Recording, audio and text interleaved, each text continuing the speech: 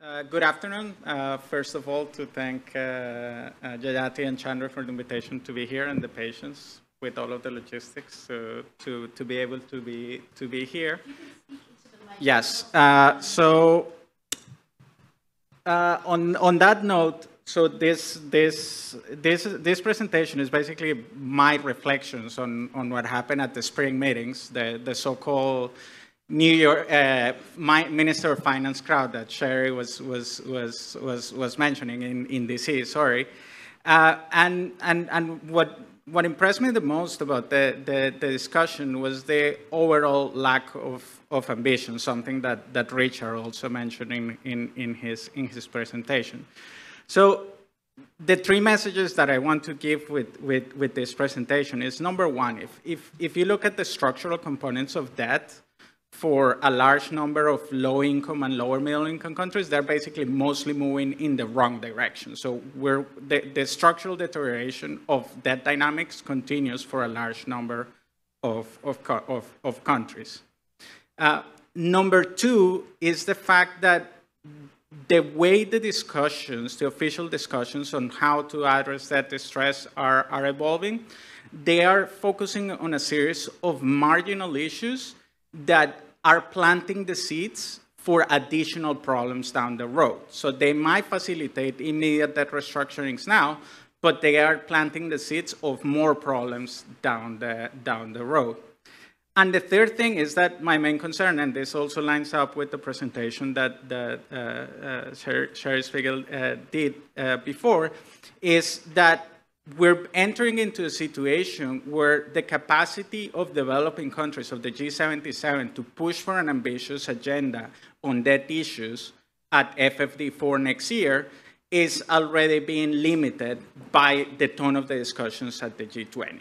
And the discussion that we need to be having now is how to keep that space open to avoid developing countries being boxed in terms of putting their priorities on the table and using these priorities as the starting point of the policy discussions that we need to have.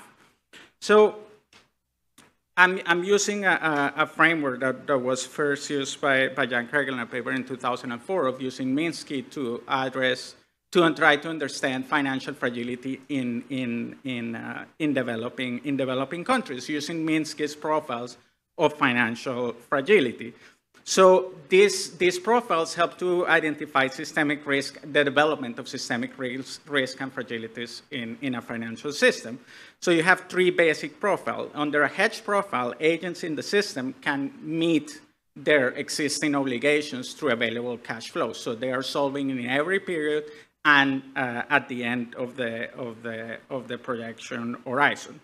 Some cases you have speculative profiles where basically the net present value of the net present value position of the borrower is positive at the end of the day, but in specific periods they might not be able to fulfill their obligations. So basically there might be liquidity stress at certain points, but as long as you can find mechanisms to bridge those positions in time where they are not able to mobilize enough liquidity, then they'll be able to be okay at the end of the day.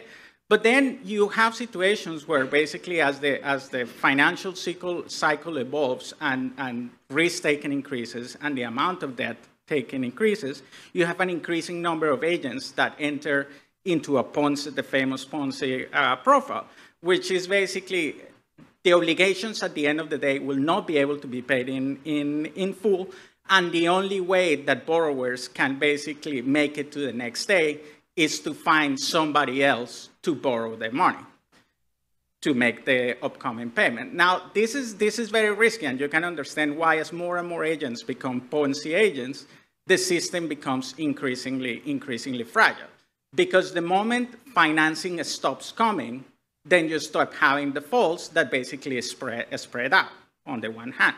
And on the other hand, you have the problem that borrowers become increasingly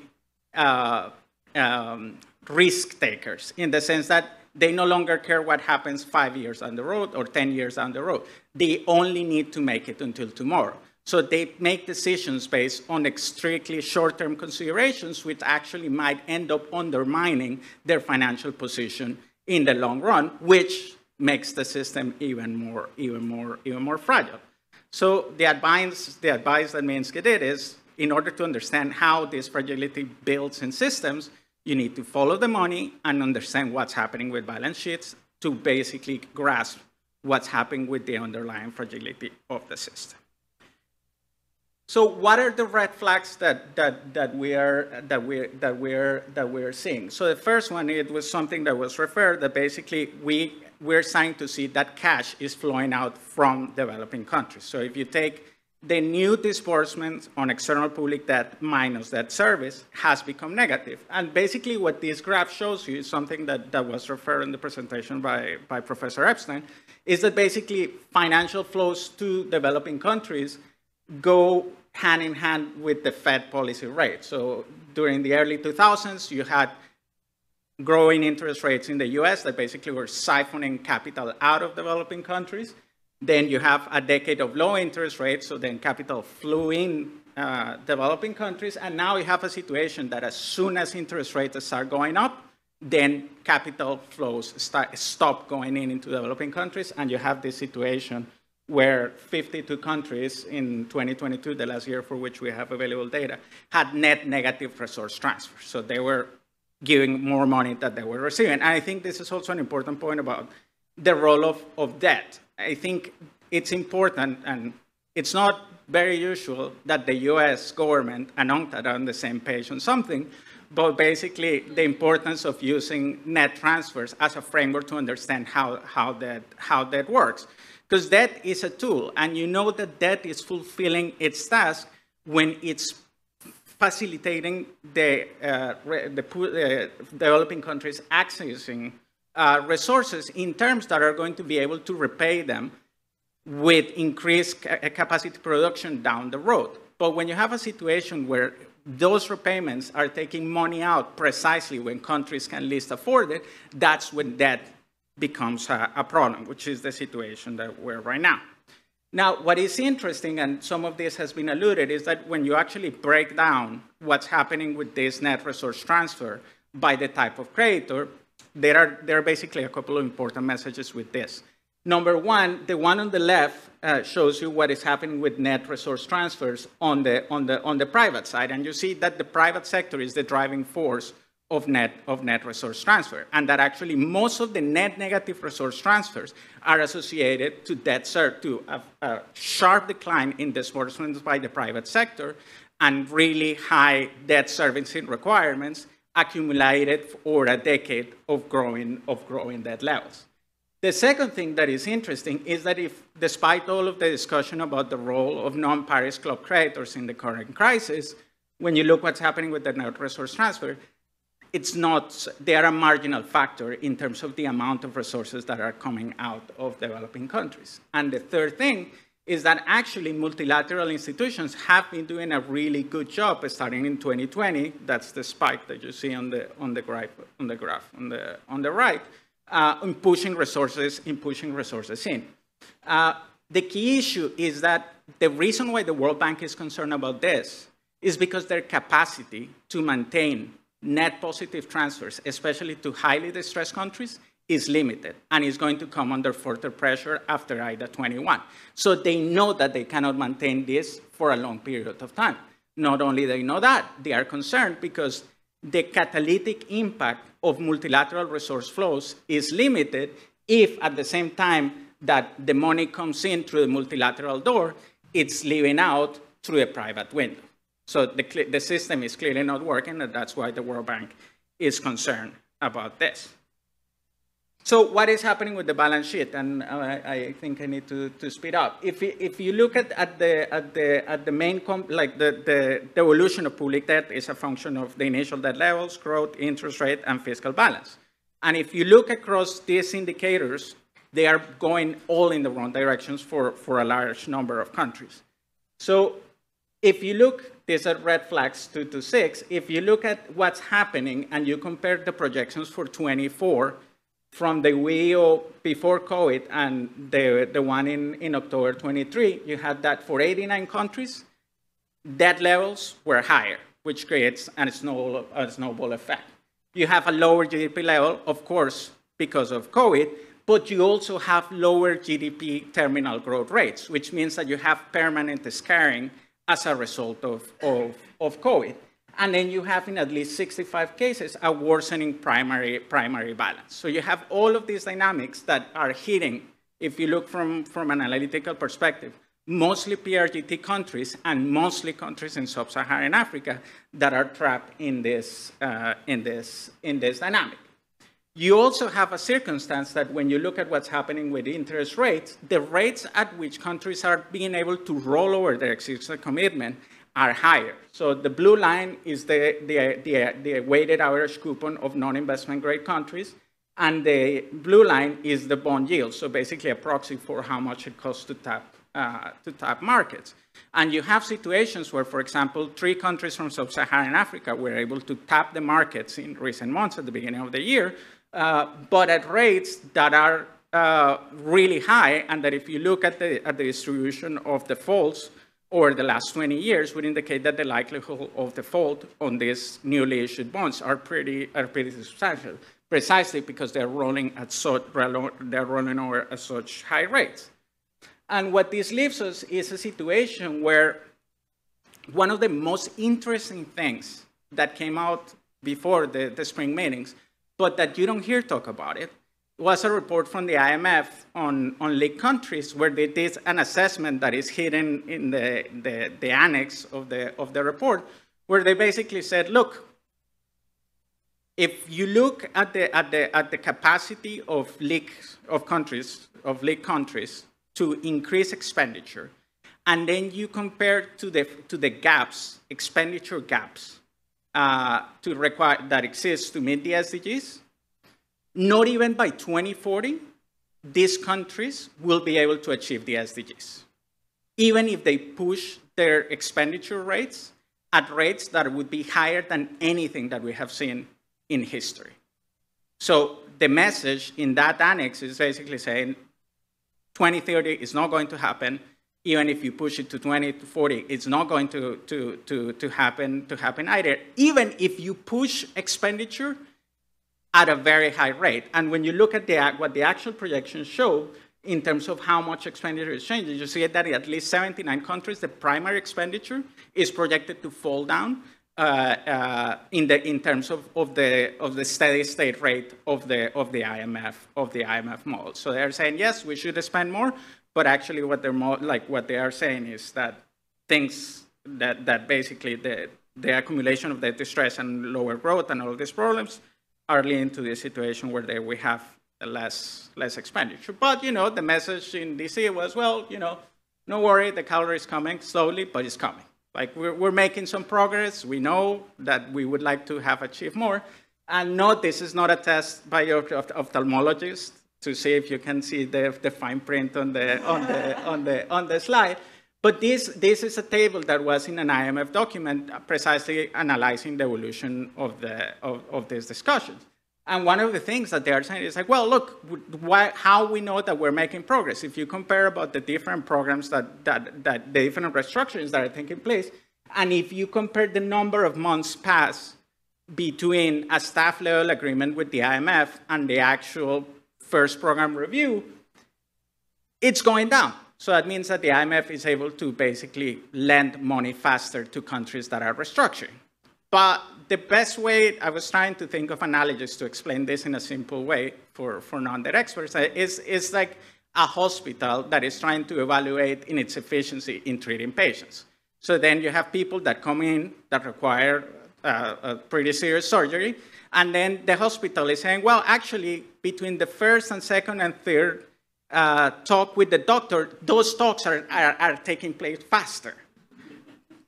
We do not know when the surgery is going to take place, and we do not know what's going to happen with the patient. So if you think of outcomes in those terms, this is not a very good metric to say that we're making a good progress.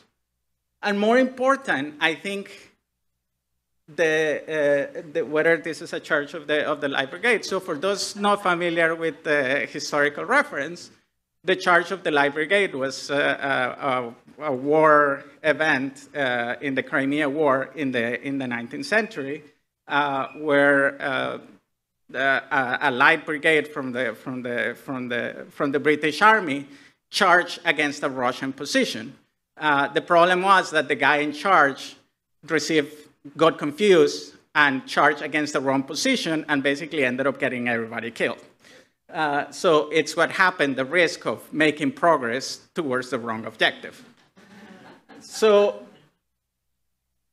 we're talking about faster processes, but what about outcomes? So there is only one completed restructuring to date, Chad, and that restructuring, and this is where we start going into the weeds of things. First, the big problem with this restructuring is that it was non-transparent. So it set the precedent that commercial creditors can keep the terms of their restructuring hidden from the public. And you're going to see why this precedent that was set in the case of Chad under the common framework was concerning. There was basically, Chad did not receive any relief. There was an NPV neutral arrangement. And the problem that we're seeing is that because of the lengthy processes and the post-default accrual of interest, actually, if you look in terms of nominal terms, the nominal amount of post-restructured debt is actually higher than the original debt because of the accrual of debt. So for example, in the case of Zambia, their original claims were $3 billion, and the actual amount that is being restructured, the new bonds that they're going to issue is $2 billion. So you say, well, the nominal amount it's not a good indicator because you need to look at NPV terms. Fair enough, that is correct. But then also when you look at NPV terms and you look at what the IMF says that is required to reestablish debt sustainability with what is being negotiated, there's a big gap in terms of what the NPV, for example, in the case of Suriname, it's quite stark, where basically the actual NPV relief, that Suriname relief, was roughly a third of what the IMF had calculated was required to reestablish that sustainability. And are we making actual progress with regards to comparability of treatment? Here, the big problem is the now apparently excessive use of roll-on contingent instruments. So you start seeing in all of these different treatments that they are negotiating using contingent instruments that if certain things happen, then the country is required to pay more to their creditors. And then this is basically a way, and this also alludes to the issue of the domestic debt restructuring, where it's just basically saying, well, we assess comparability of treatment with the baseline treatment, but we do not take into account the potential additional benefits of these contingent instruments. And the problem is that if you look at the triggers which are very different in all of these cases, they actually end up in a situation where there are a workaround which is going to allow commercial creditors to secure additional cash down the road. Again, Suriname, it's a pretty concerning case in that regard. You also have loss reinstatement provisions that are included in Zambia, and I understand that also being discussed in the cases of Ghana and Sri Lanka, which is a way in practice of basically shifting around the structure of seniority of restructurings, because it's a clause that basically is a type of clause that basically says that if a country finishes a restructuring now, but in defaults down the road within a specific period of time, then the creditors that have this clause can actually receive back some of the relief that they give initially. And the reasoning behind this is, well, those creditors want to ensure that the relief that they provided doesn't go to be used by other creditors to load up the country with more debt. So this is a way to do this. The problem is that because these are being inserted into commercial treatments, but not on bilateral treatments, so then if there is a new restructuring in these cases, then there is going to be an incentive for countries to negotiate first with private creditors instead of official creditors, which is bound to create tensions with non-Paris Club creditors. especially in a context in which you're going to have something that is also being introduced that I didn't put here because I knew I'm going to run out of time, most favored creditor clauses, which precisely because all of this is going to come down to the structure of the contracts. If you set the precedent that certain creditors are not going to be required to disclose the terms of their contracts, that is bound to create problems in further restructurings down the road. So then my time is up, but the fact that we're creating new problems as we go along to solve what we have in front of us leaves us in a situation where my big concern is that developing countries are at risk of being boxed in at FFD4 on that issues. Thank you.